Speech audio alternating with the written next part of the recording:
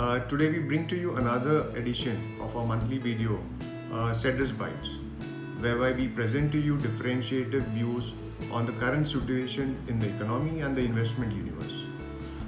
Since the past 1 year, I've come across innumerable investors who are struggling to keep up with terms with their fixed income investments. They are not going to get the returns which they actually received in the past, and this is something which is troubling a lot of investors. There are many investors who actually invest in the fixed income space for regular income which they require for their regular expenses as per their risk-taking ability. With RBI reducing interest rates and banks flush with liquidity, the interest rates on the bank fixed deposits have come down to sub 6%, which according to me is a historical low. Add to this the tax liability and the inflation which we have. This makes the investments extremely unattractive on the real return basis. What is a real rate of return? In simple terms, a real rate of return is return minus inflation. So if your fixed deposit is going to give you a 6% return and the inflation is 5.5%, then your real rate of return is 0.5%. Add to someone with the highest tax bracket, the post-tax returns will be as low as 4%. So what does an investor seeking regular income and safety do in this kind of a situation?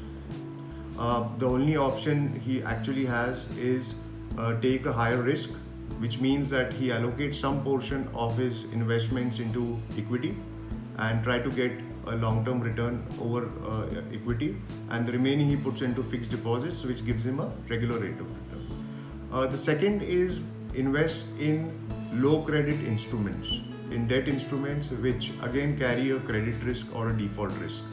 So the investor is in a dilemma whether he should take credit risk or he should go and invest in equity and take the market risk. Investors with regular income requirement, they can invest. There are options which are available. I would just like to throw some light on them. Any investor who requires regular income, there are options in the secondary bond market.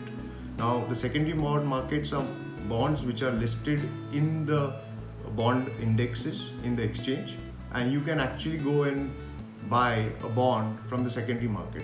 These will tend to give you about 2.5% higher than a fixed deposit.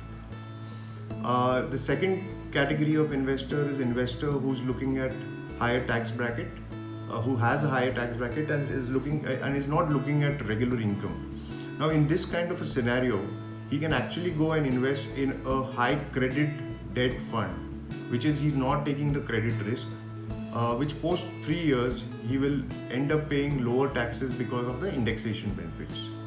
So these are the two ways where actually an investor can invest in fixed income instruments.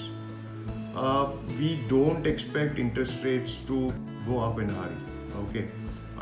We are expecting interest rates to be sticky in the short to medium term, but over a period of time, we are in a structural phase of lower interest rates. So you need to plan your investments taking these things into consideration and come to terms with lower expectations of returns from safe instruments.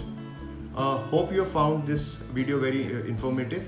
If you have any questions, please visit our website or you can call me up directly. Thanks a lot, be safe and stay healthy. Thank you.